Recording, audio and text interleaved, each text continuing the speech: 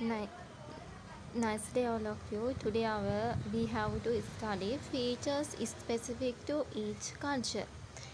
Culture එකෙන් culture එකට specific වුණ විශේෂ වුණ ලක්ෂණ ගුණාංග ගැන තමයි කතා කරන්නේ. You have already learned that there are features common to all cultures. We can also notice features specific to each culture.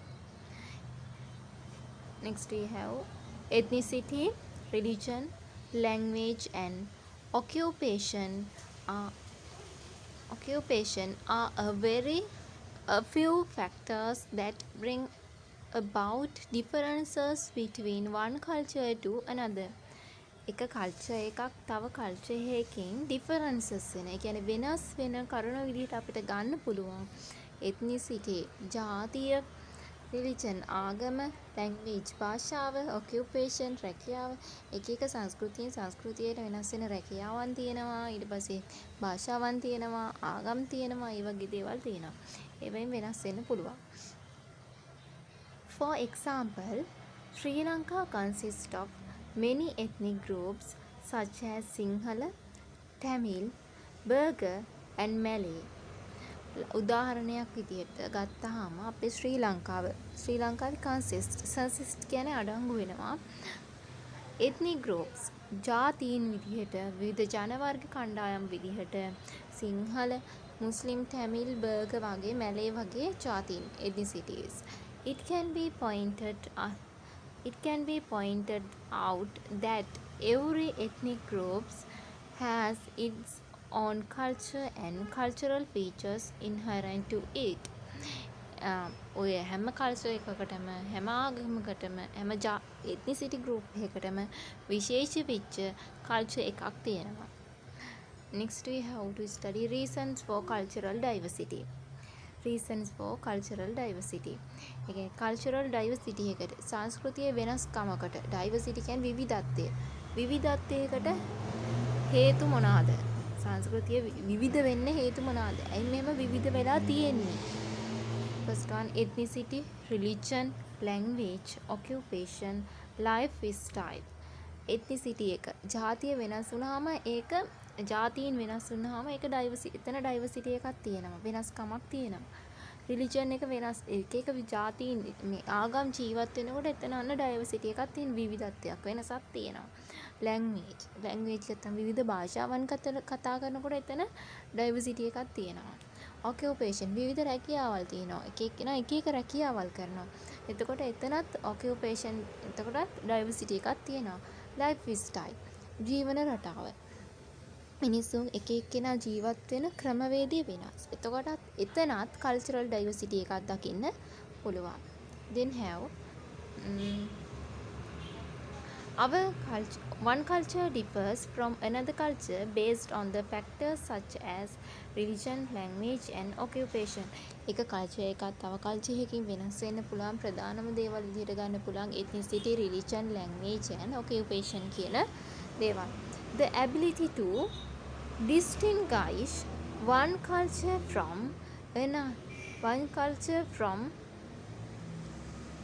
other based on above factors is known as cultural identity. මේ cultural identity කියන්නේ සංස්කෘතික අනන්‍යතාවය. ඒ කියන්නේ එක සංස්කෘතියකට අඳුනා ගන්න පුළුවන්. අපිට මෙන්න මේ සංස්කෘතිය කියලා හඳුනා ගන්න පුළුවන් විදිහක් තියෙනවා. අන්න ඒකට තමයි cultural. එතන කියන the ability කියන්නේ හැකියාව. ability to distinguish කියන්නේ වෙන් කරලා හඳුන්වා ගන්නවා. වෙන් කරලා දක්වනවට one culture එක් culture එකක් from other based on තවත් එකකින් එක culture එකක් තව culture එකකින් වෙන් කරලා හඳුන්වා ගන්න පුළුවන් නම් based on කියන්නේ පදනම් කරගෙන on above factors අපිට දැන් අර කලින් කතා කරපු ෆැක්ටර්ස් වලට අනුව අපිට වෙන් කරලා හඳුනා ගන්න පුළුවන් නම් එක් කල්චර් එකක් තව කල්චර් එකකින් එතකොට කියනවා අපි ඒකට කල්චරල් අයිඩෙන්ටිටි. ඒ කියන්නේ සංස්කෘතික අනන්‍යතාවය. ඒ කියන්නේ දැන් අපි කලින් කතා කරපු ethnicity, religion, ඊට පස්සේ ඔකියුපේෂන් ලැන්ග්වේජ් වගේ යන්නේ එක් කල්චර් එකක තියෙනවා නම් ඒක තවත් කල්චර් එකක වෙනත් ලැන්ග්වේජ් එකක් වෙනත් රිලිජන් එකක් වෙනත් එත්නිසිටි එකක් නම් තියෙන්නේ ඒ කල්චර් එක අනිත් කල්චර් එකකින් වෙන් කරලා හඳුන්වා ගන්නවට කියනවා cultural identity කියලා. Turn the next page, page number 80, 83. We have to study. Then it is essential to identify this cultural identity when we live in a multicultural society. It is essential. ඒක අත්‍යවශ්‍යයි to identify. හඳුනා ගන්න this cultural identity. මේ සංස්කෘතික අනන්‍යතාවය. මේ සංස්කෘතියේ තියෙන අනන්‍යතාවය කිව්වම ඒ කියන්නේ එයා කොයි වගේ සංස්කෘතියද කියන එක හඳුනා ගන්න එක අපිට අත්‍යවශ්‍යයි. When we live in a multicultural society. අපි මේ multicultural කියන්නේ සංස්කෘතීන් ගොඩාක් එකතු වෙච්ච society එකක ජීවත් වෙනකොට අපි දැනගන්න ඕනේ මේ culture එකේ මෙන්න මේ දේවල් තියෙනවා. මේ culture එකේ මේ දේවල් තියෙනවා. අන්න ඒ විදිහට. Identifying cultural features and respecting them and not condemning them should be of paramount importance in such a society. මොකද්ද මේ කියන්නේ? Identifying cultural features. ඒ කියන්නේ cultural features හඳුනා ගන්න ඕනේ. සංස්කෘතියක තියෙන ලක්ෂණ, ගුණාංග හඳුනාගෙන respecting them. ඒවට අපි ගරු කරන්න ඕනේ. ඒ කියන්නේ features විදිහට ethnicity, religion අන්න ඒ වගේ දේවල්, language අපි ඒවා හඳුනා ගන්න ඕනේ. දැන් අපේ කල්චර් එකයි තව කල්චර් එකක් තියෙනවා. ඒ කල්චර් එකේ තියෙන ethnicity, religion වෙනස්. ඒත් ඒ වුණාට අපි ඒවට respect කරන්න ඕනේ, ගෞරව කරන්න ඕනේ. And not condemning them. condemn කරන්න හොඳ නෑ. condemn කරනවා කියන්නේ ඒ කියන්නේ නොසලකා හරිනවා, මේ කොන් කරනවා වගේ ඒ වගේ දේවල් කරන්න හොඳ නෑ. not condemning. condemn කරනවා නෙමෙයි, not condemning. not condemning them should be of paramount importance in such a society. paramount important. පරම වැදගත්කමක්. ඒ කියන්නේ නොපිරිහෙලා ඉටු කරන්න ඕන වැදගත්කමක් තමයි මේ අපි ඒගොල්ලන්ගේ එත්නිසිටි එක රිලිජන් ඒ කියන්නේ කල්චරල් ෆීචර්ස් වලට රෙස්පෙක්ට් කරන එක ඒගොල්ලම කන්ඩෙම් කරන්නේ නැතුව ඉන්න එකයි. තමයි වැදගත්ම දේ වෙන්නේ. next, it will build a strong interrelationship among cultures. එතකොට මේ it will build එය ගොඩනගනවලු strong interrelationship. strong කියන්නේ ශක්තිමත්, හොඳට ශක්තිමත් වෙච්ච අන්තර් සම්බන්ධතා. ඒ කියන්නේ අන්තර් සම්බන්ධතා ඒ කල්චර් එකක් තව කල්චර් එක කල්චර් එකක් තව කල්චර් එකක් අතර සම්බන්ධතාවයක් ඇති කරනවා. හැබැයි ඒවා ශක්තිමත්. It will make a good society and minimize conflicts in the society. It will make එක හදාවි a good society හොඳ සමාජයක් සහ minimize conflicts in the society. minimize කරනවා, අඩු කරනවා conflicts. conflicts කියන්නේ අරගල, ගැටුම්, රණ්ඩු in the society. සමාජයේ ගැටුම් අඩු කරලා හොඳ සමාජයක් ඇති කරන්න උදව් වෙනවා. අපි අනිත් කල්චර්ස් වලට රෙස්පෙක්ට් කරාම ඒගොල්ලෝ කන්ඩෙම් කරන්නේ නැතුව ඉදිහාම. next we have to study cultural diversity in Sri Lanka. ලංකාවේ cultural diversity එක තමයි ලංකාවේ සංස්කෘතික විවිධත්වය. කොහොමද මේක විවිධ වෙලා තියෙන්නේ? බලමු අපි දැන්. Sri Lanka is the best example for multicultural society. ලංකාව තමයි හොඳම උදාහරණය, best example එක. මොකද දැන් multicultural society එකකට. multicultural society කියන්නේ සංස්කෘතීන් ගොඩක් තියෙනවා. අපේ ලංකාවේ එක සංස්කෘතියක් නෙමෙයි. අපි සිංහල ජනතාවට සිංහල කල්චර් එකක් තියෙනවා. මුස්ලිම් කල්චර් එකක් තියෙනවා. ටැමිල් කල්චර් එකක් තියෙනවා. ඔය කල්චර්ස් ගොඩාක් එකතු වෙලා තමයි අපේ කල්චර් එක හැදලා තියෙන්නේ. ලංකාවේ කල්චර් එක, ශ්‍රී ලංකා කල්චර් එක හැදලා තියෙන්නේ. ඒකින් දෙකට කියනවා multicultural society කියලා. Then have Sinhalese, Tamil and Muslims community have been living in this country with a strong brotherhood for many centuries. අපේ රටේ සිංහල, මුස්ලිම්, දෙමළ කියන ජාතීන් communities ජීවත් වෙනවා this country මේ රටේ with a strong brotherhood ඉතාමත් දැඩි සහෝදරතාවයකින් සහෝදර බැඳීමකින් many centuries ගොඩක් ශතවර්ෂවල ඉඳන් ඉස්සර ඉඳන්ම ජීවත් වෙනවා. In addition to that, Burger and Malay communities have also been living together as Sri Lankan communities. ඊට අමතරව in addition කියන්නේ ඊට අමතරව ගත්තාම Burger ඊට පස්සේ Malay කියන ජාතිනුත් අපේ ලංකාවේ ජීවත් වෙනවා අනිත් ජාතීන් සමග. Next, in terms of religions, Buddhist, Hindu, Islam, Christian and Catholic communities live together. Religious coexistence has been well maintained. දැන් අපි ethnicities ගැන කතා කරා. ඒගොල්ලෝ ජීවත් වෙනවා. ඊට අමතරව අපි කතා කරොත් අපේ රටේ ජාතීන් ගොඩක් ඉන්නවා නම් ethnicities ගොඩක් අනිවාර්යෙන් religion ගොඩක් තියෙන්න ඕනේ. එහෙනම් අපේ රටේ ඉන්නවා Buddhist, Hindu, Islam, Christian and Catholic communities. ඒ ආගමුත් අපේ රටේ ජීවත් වෙනවා. ඒගොල්ලෝ these religious coexistence සහයෝගීතාවෙන් තමයි ජීවත් වෙන්නේ. Most of the religious places have become common sacred places for the people of all religions. මොකක්ද ඒ කියන්නේ?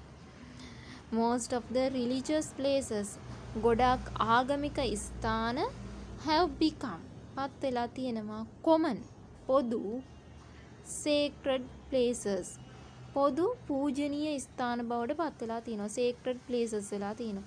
ගොඩක් ආගමික ස්ථාන පොදු පූජනීය ස්ථාන පොදු ස්ථාන බවට පත් වෙලා තියෙනවා අපේ රටේ. ඒ වගේ විදිහට ගන්න පුළුවන්. ඒ කියන්නේ සිංහල මිනිසුත් යනවා, ටැමිල් අයත් යනවා, මුස්ලිම් අයත් යනවා, කතෝලික අයත් යනවා. අන්න ඒ වගේ. common sacred places වෙලා තියෙනවා. for examples කතරගම දේවාලය. කතරගම දේවාලය. නල්ලෝර් කෝවිල්, මඩු church, Talawila saint Anne's church. Adam's speak කියන්නේ සමනල කන්ත සිරිපාද. ඒ වගේ. Some of those sacred places worshipped by all people in common. අන්න ඔය sacred places ඔය පූජනීය ස්ථාන හැමෝම පොදුවේ වන්දනාමාන කරන තැන්. worship කරනවා කියන්නේ වන්දනා කරනවා, වඳිනවා. by all people in common පොදුවේ වන්දනා කරනවා. සිරිපාදය, ඊට පස්සේ තලවිල සේන්ට් ඇන්ස් චර්ච් එක, මඩු චර්ච්, නල්ලූර් කෝවිල්, කතරගම දේවාලය ඔය වගේ තැන් වලට හැම රිලිජන් එකක්ම යනවා worship කරන්න. next,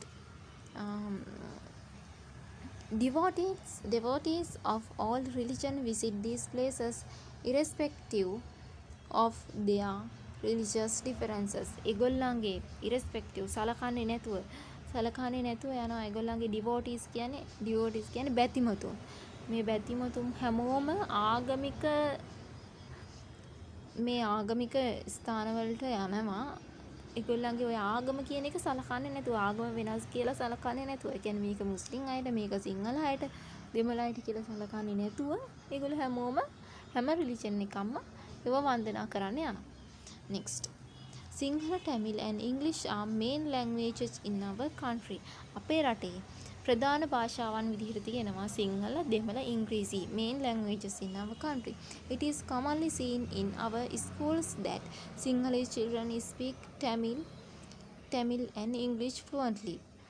ඒක අපේ ඉස්කෝලවල ප්‍රධාන විෂයට දකින්න පුළුවන්. Sinhalese children සිංහල ළමයි කතා කරනවා, speak කරනවා Tamil and English fluently.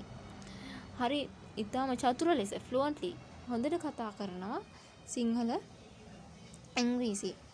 while Tamil children speak Sinhala and English fluently. ඒකම දෙමළ ළමයිනුත් කතා කරනවා ඉංග්‍රීසි සහ දෙමළ කියන සිංහල කියන භාෂාවන් ඉතාමත් හොඳට. it is commendable and praiseworthy situation. ඒක ගොඩක් praiseworthy වචන වලින් ප්‍රකාශ කරන්න වටින අවස්ථාවක්. it is also essential to learn, speak and write languages used in the country in addition to our mother tongue.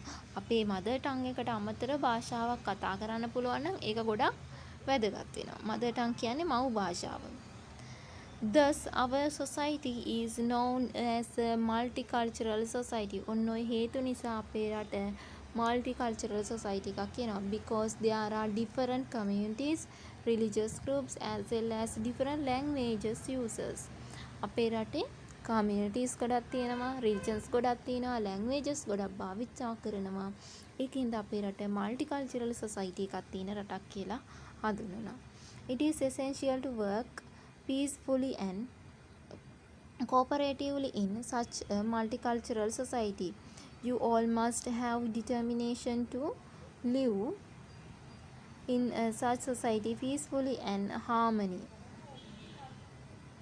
මේ වගේ it is essential to work peacefully. සාමකාමීව සහ එකමුතුව ජීවත් වෙන්න ඕනේ මේ වගේ society එක multicultural society. You all must have determination. ඔයගොල්ලෝ හැමෝටම determination එක අධිෂ්ඨානයක් තියෙන්න ඕනේ to live in a such society peacefully and harmony. මේ වගේ society එක peacefully විදිහට සහ harmony විදිහට ජීවත් වෙන්න ඔයගොල්ලන්ගේ අධිෂ්ඨානයක් තියෙන්න ඕනේ. Next turn the page. Next page number 84. Here have to study multicultural features in Sri Lanka. ලංකාවේ තියෙන multicultural features ප්‍රධාන ඒවා communal basis. ඒ කියන්නේ ජාතිය පදනම් කරගන්න පුළුවන්. ඒතකොට ජාතීන් විදිහට ගන්න පුළුවන් Sinhala, Tamil, Muslim, Burgher, Malay and other. On religious basis. ඒ කියන්නේ ආගම මූලික කරගෙන අපේ රටේ multicultural features දකින්න පුළුවන්. Buddhist, Hindu, Islam, Catholic. Next. එතකොට අපේ රටේ තියෙනවා අනිත් ඒවා තමයි according to language. language එක අනුවත් තියෙනවා. සිංහල, තමිල්, ඉංග්‍රීසි අපේ රටේ පාවිච්චි වෙනවා. according to occupation. රාසාවල් ගත්තාම farming, government employees, business, self employees, fishing, other. ඒ වගේ දේවල් තියෙන්න පුළුවන්. සමන් රැකියා කරනවා government employees, ඊට පස්සේ රජයේ රැකියා කරන අය ඉන්නවා, farmersලා ඉන්නවා, ඒ කියන්නේ ගොවිතැන් කරන අය ඉන්නවා, මාළු දීවර කර්මාන්තයේ දෙන අය ඉන්නවා, තව වෙනත් දේවලුත් තියෙනවා. Now I stop the explaining and I will explain next topic on next week, and all of you write down the note and answer the question on your